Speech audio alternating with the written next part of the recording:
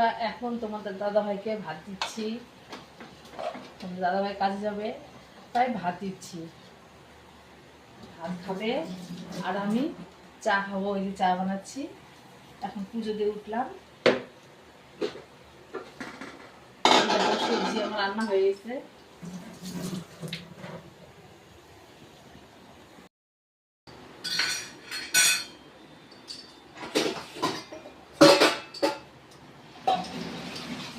কি রোদ্রু আজকে বন্ধুরা, এই কদিন তো খুব বৃষ্টি, এখন রোদ উঠছে, ভালোই উঠছে। জামা কাপড় সব শুকাবে। এই দেখো সবজি,